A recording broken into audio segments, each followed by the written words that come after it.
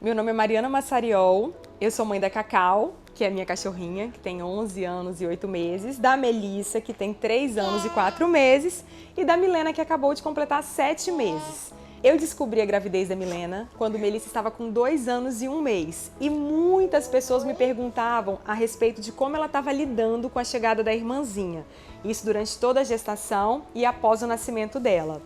Eu vou dar neste vídeo o meu depoimento como mãe, mas eu convidei uma participante especial, que é uma pessoa que eu admiro muito, que é a Bia, Beatriz Esperandil. Ela é psicóloga, tem todo o meu carinho e admiração, já fiz terapia com ela, já fiz o curso dela, Disciplina com Amor. Não, falha técnica. Não pode. Voltando da falha técnica, eu convidei a Bia, porque no que diz respeito à orientação de outras mamães, que me pedem aqui, inclusive, aqui no canal, no Instagram, eu acredito que ninguém melhor do que ela, apesar de eu ter a minha experiência como mãe. E é sobre este assunto que nós vamos falar hoje. Bia, muito obrigada por ter aceito o convite. Eu que agradeço o convite, é um prazer estar aqui com vocês. Vamos lá, agora eu vou liberar as duas e vamos ficar só nós. Bia, eu fiquei impressionada durante a minha gestação, como que existe assim, quase que um consenso, é como se fosse uma afirmativa mesmo, de que com a chegada dos irmãos mais novos, os irmãos mais velhos terão crises de ciúmes, vão retroceder em relação àquilo que eles já faziam. E eu percebi que pode ser diferente, né? A minha experiência, por exemplo, foi diferente. E aí eu gostaria de te perguntar primeiramente, primeira pergunta, qual conselho você daria para uma mamãe que acabou de descobrir uma nova gestação e que tem um filho pequeno? Bom, primeira coisa assim que eu gostaria de pontuar é que apesar de haver um consenso, né, de que vai ter uma mudança, não necessariamente essa mudança vai ser tão impactante e tão negativa como tantas pessoas acham, né? É óbvio que a gente tem que considerar que o nascimento de um irmão, né, a chegada de uma nova pessoa na casa, de uma nova pessoa na casa, é uma mudança, né? Muda mudança, toda a rotina da família. Muda tudo. Não é uma mudança só para a criança, é uma mudança para a mãe, é uma mudança para o pai, é uma mudança até ambiental, até física, né? Verdade. Tem ajustes até físicos a serem feitos. Então, toda mudança que acontece, que é significativa, vai gerar impacto para a criança. Como a criança vai receber esse impacto e vai lidar com esse impacto, vai varia muito de criança para criança. E também varia de acordo com como a família vai lidar com isso e vai lidar com essa criança que já está nessa realidade há um tempinho antes. Então, acho que a primeira orientação é a gente manter a calma. Mantenha calma, né? Eu, inclusive, tô aqui lembrando que no início do ano, uma amiga ficou grávida e ela já tinha uma filha maiorzinha. Quando ela ficou grávida, ela me ligou dizendo exatamente isso. Eu não sei o que eu faço, eu tô grávida, eu quero muito esse filho, mas eu tô um pouco apreensiva, porque muita gente tá me falando que a minha maiorzinha vai ser muito impactada com isso. E foi exatamente isso que eu disse pra ela. Eu falei assim, gente, calma. A gente não sabe como que vai ser esse impacto. Não necessariamente ele será tão significativo e tão negativo assim, né? É uma mudança na vida? É uma mudança na vida. Mas a gente tem como ir lidando com isso no dia a dia. E à medida com que a criança for apresentando, a gente vai fazendo os ajustes necessários. Sim. Primeira orientação é: mantenha calma. Mantenha calma. Muita calma nessa hora. Muita calma nessa hora. Bom, apesar de ter ouvido tantas vezes a palavra ciúme, tantos questionamentos em relação a isso, no meu coração de mãe, não sei se aí entra o sexto sentido, eu achava que poderia ser diferente. Então, o que eu fiz? Eu comecei a preparar a Melissa desde a gestação. Eu contei pra ela que tinha um bebê na barriga da mamãe, contei pra ela até antes de contar pro Cássio, ela me ajudou a dar a notícia pra ele. E ao longo da gestação, ela foi acompanhando minha barriga crescendo. Eu contava pra ela, dentro daquilo que eu acredito que ela entenderia, né? Que um dia a neném ia sair de lá de dentro. A gente passou por todo esse processo, assim, da descoberta do sexo, da barriga crescendo. E eu falava com ela que ela ia me ajudar muito, mas sem imputar a ela uma responsabilidade de irmã mais velha, né, assim, de modo que aquilo fosse uma coisa assustadora para ela. Ela é criança, ela tinha 2 anos e 1 mês quando eu descobri a gravidez. Então, na minha cabeça, ela não tinha que ver aquilo como uma responsabilidade, mas como alguém que estava chegando, e ela sempre gostou muito de bebê. Ela sempre, acho que criança se identifica assim com outras crianças, pelo menos dela eu sempre vi isso.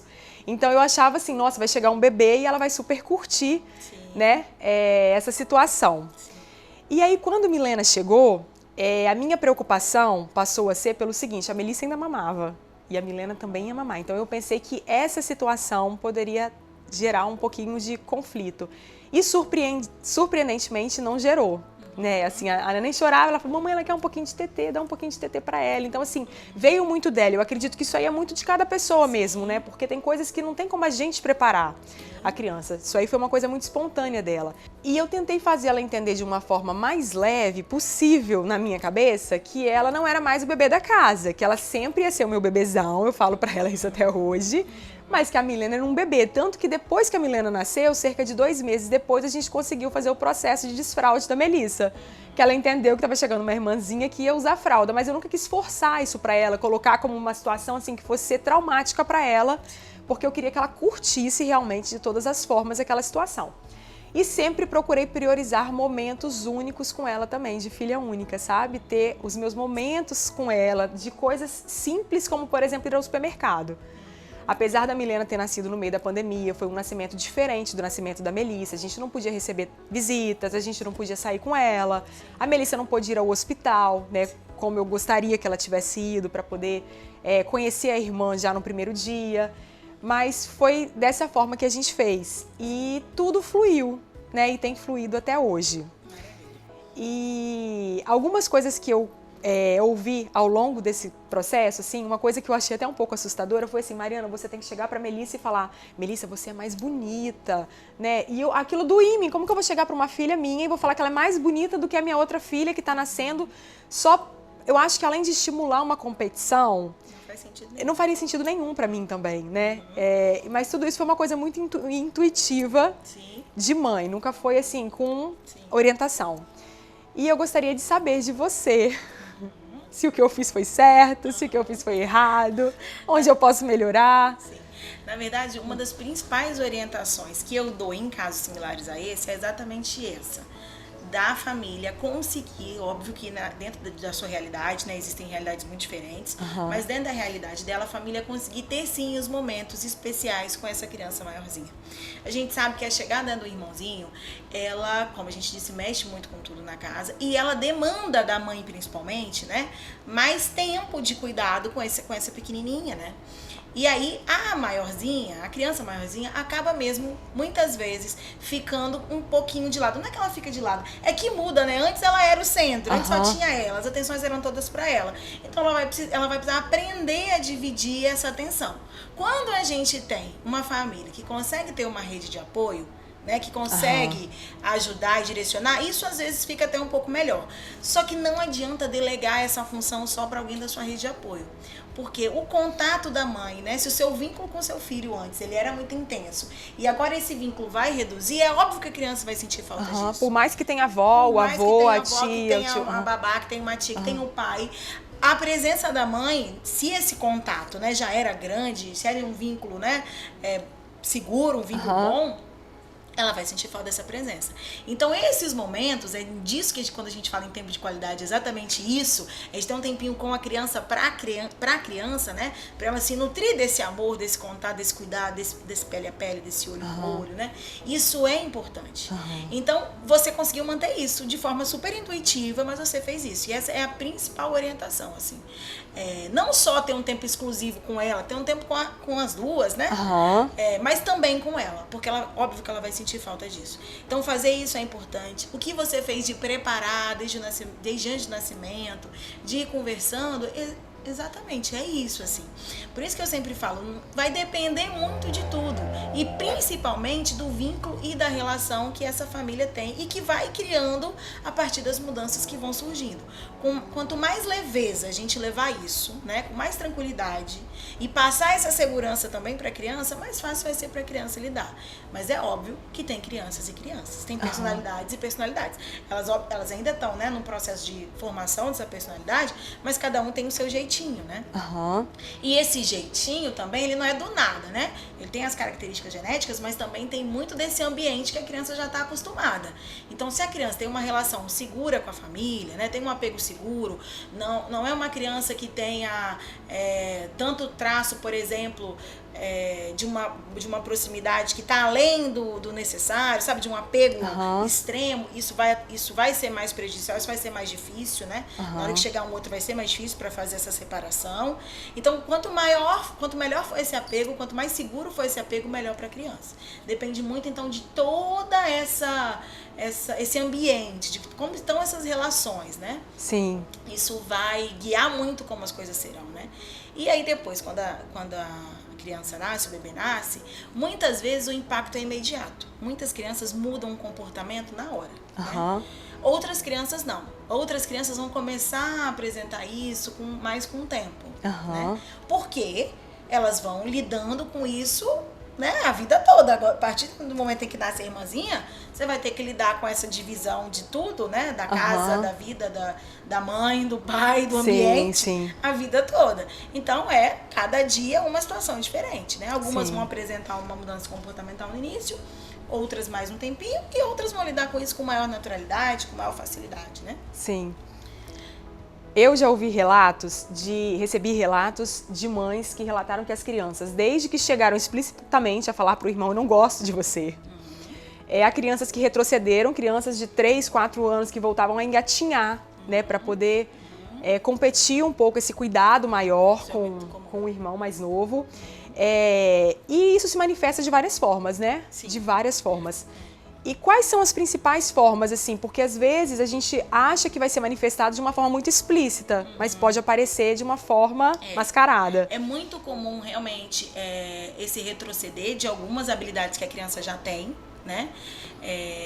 Às vezes que já está em desfraude, aí volta a fazer os xixis na cama, que antes que já não estava fazendo mais. Tem criança que já não tomava mamadeira, né? Ou não mamava e tal, e volta a querer tomar mamadeira. Isso acontece muito, isso é muito comum. O que eu sempre oriento, assim, observe. Observe. Percebendo alguma mudança significativa, busque ajuda. Tem criança que fica mais retraída, tem criança que vai ficando mais triste, que diminui o apetite até. Tem criança que, ao contrário, fica mais agressiva, né? Eu lembro que eu atendi uma vez uma mãe que, quando a criança chegou, o irmão ficou muito agressivo. O maiorzinho, ele tinha 2 anos na época. Um caso que me marcou muito, ele ficou muito agressivo. Então, sempre quando ele via, por exemplo, a mãe dar mamar a irmãzinha, ele ia pro quarto e batia na mãe e tal. E aí, isso assim, eu sempre falo muito isso, a gente entender sobre as fases do desenvolvimento, a gente ter consciência, né, do quanto que a criança muitas vezes não sabe lidar com aquele sentimento, ela precisa de ajuda para lidar com essa frustração, com essa emoção que ela está tendo, e dependendo de como a família lida com isso, agrava mais o problema, né? Potencializa o comportamento disfuncional. Então, a gente entender um pouquinho, não estou dizendo que todo mundo tem que estudar e ser expert em desenvolvimento infantil, não. Mas vale a pena a gente estudar um pouquinho, a gente entender um pouquinho, para que a gente esteja minimamente preparado para o que vai vir, porque são mudanças, e são mudanças o tempo inteiro. Você deve lidar com comportamentos disfuncionais em vários momentos, né? Em outros momentos, inclusive, não só relacionados à presença da irmã, talvez nem relacionados à presença da irmãzinha, mas em outras situações. Então, se a gente sabe minimamente algumas questões, a gente vai conseguir lidar com isso de uma outra maneira, né? Bia, essas questões podem aparecer de uma forma um tanto tardia, não necessariamente no momento do nascimento do irmão.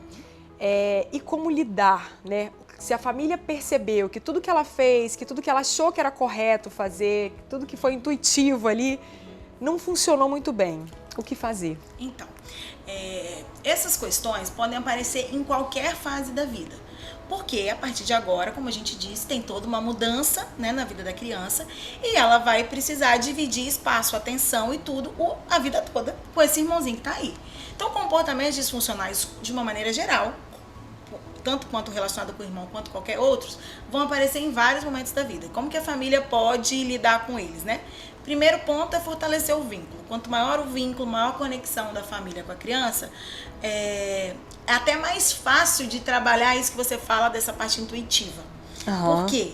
Porque você sabe o que seu filho está precisando. Quanto melhor for o seu vínculo, né? Mais fácil é você ler o seu filho, você entender que esse comportamento pode estar vindo por conta, né, de alguma questão que está acontecendo, de alguma mudança que está acontecendo. Um outro ponto bato muito nessa tecla, entender algumas questões relacionadas ao desenvolvimento infantil é importante. Entender, por exemplo, que o seu filho a criança pequena, né, ela não tem habilidades para lidar com algumas emoções, para lidar com a frustração, para lidar com a negação. Então, muitas vezes vai ter comportamento disfuncional, vai ter birra, né, vai ter situações que são mesmo difíceis de lidar, mas que são naturais. Então, tem muitas coisas, né? Eu sempre falo, quando chega um casal, por exemplo, no consultório, que eles falam, eu vim porque meu filho tá assim, assim, assim, eu sempre pontuo antes, olha, esse comportamento que você está me dizendo, de birra e tal, é um comportamento natural. Né? Pode ser que não seja nada. Eu preciso avaliar para saber. Então a criança vem, mas o pai, a família sabe, eu preciso avaliar para saber se ele precisa de terapia ou não. Na grande maioria das vezes, não precisa de terapia. Muitas vezes não precisa de terapia, muitas vezes precisa de acompanhamento. Mas a maioria das vezes, né, é orientação de pais. A família precisa entender e ajustar algumas coisas, assim. Então, entender um pouquinho, né, que alguns comportamentos disfuncionais são naturais, e entender também que essa criança, essa forma disfuncional, às vezes, a regressão de algum comportamento, uma agressividade maior, uma introversão que pode aparecer nesses momentos, né, já que a gente está falando especificamente desse assunto, é uma forma que a criança está demonstrando que está acontecendo alguma coisa ali e ela não está sabendo lidar com isso. Então, o que essa criança mais precisa? De acolhimento, mas de alguém também que guie, que ajude ela a entender o que ela está sentindo e a lidar com essa emoção, sabe? O acolhimento, ele é extremamente importante. Isso tudo vai depender, óbvio, de cada fase que a criança está. E muitas vezes, o limite também vai ser muito importante, dependendo do comportamento que a criança vai apresentar. Então, a gente sempre, como a gente fala, né? Você já fez o Disciplina com Amor, você sabe. A gente sempre tem que caminhar nesses dois caminhos, disciplina e conexão, gentileza e firmeza. Os dois têm que andar juntinhos, não dá pra ser respeito demais, conexão demais, né? Afeto demais, sem ter o caminho da firmeza, porque senão a gente passa por um caminho de permissividade, as coisas desandam e desandam muito, verdadeiramente. Mas também firmeza demais, limite demais, autoritarismo demais, sem ter o lado da conexão, também não é positivo. Então a gente tem que buscar um caminho para unir as duas coisas, né? Sim. Bom, sabemos que cada família tem a sua realidade, cada criança tem a sua personalidade, mas quando a coisa sai do eixo, quando que a família precisa assim, eu preciso procurar ajuda profissional? Então, isso é bem importante a gente frisar. A ajuda profissional, ela é imprescindível quando a família percebe que a criança está num sofrimento muito grande. Quando esse sofrimento acaba mudando a forma dessa criança ser, né? Ela está diferente do que normalmente ela era. Quando ela começa a apresentar, às vezes, dificuldade na socialização, quando o convívio dela fica diferente, quando você percebe esse sofrimento e quando isso começa a impactar realmente nessas relações. Só nisso que você vai procurar? Não. Porque muitas vezes o sofrimento maior é da família, é dessa mãe, é desse pai, que às vezes fica em dúvida e não sabe como lidar com isso. É o que você falou, e é bem importante o que você falou. Existem muitas realidades, né? Existem muitas realidades, a gente sabe disso. Para algumas famílias isso é mais fácil, tem um preparo maior, tem mais conhecimento, tem mais acesso às coisas, né? E até tem uma rede de apoio mais, melhor, assim, estruturada. Então, muitas vezes o sofrimento maior é da família, é da mãe. Até naquele momento que você pontuou, Mari, quando algumas pessoas vêm dizer, lá no início, quando a mulher fica grávida, as pessoas vão dizer pra ela assim, mas o filho vai chegar, nossa, toma cuidado, né? Já nesse momento, muitas mães já ficam abaladas ali. Então, se você também tá percebendo que essa situação tá te deixando mal, tá te abalando, tá tirando uma angústia, tá gerando uma ansiedade maior, você tem dúvida, busca apoio profissional especializado. Os amigos, as pessoas ao nosso redor nos dão dica mesmo, né? Nos dão alguns apoios, falam algumas coisas que podem nos ajudar e tal. Mas nada substitui a ajuda especializada. Sim. Né? Então, nesses momentos em que tem um sofrimento na criança, ou que tem um sofrimento em você enquanto mãe, em você enquanto pai, busque ajuda. Sim. Bia, muito obrigada. Obrigada a você, é um prazer estar aqui falando sobre isso. O prazer é todo meu, receber você. Então, mamães, papais, famílias, mantenham a calma, nunca achem que uma situação está perdida, sempre há tempo de buscar ajuda. E se você gostou do conteúdo, não esqueça de deixar o seu like, de se inscrever aqui no canal e também de deixar nos comentários dicas de outros conteúdos que você gostaria de ver por aqui. Muito obrigada!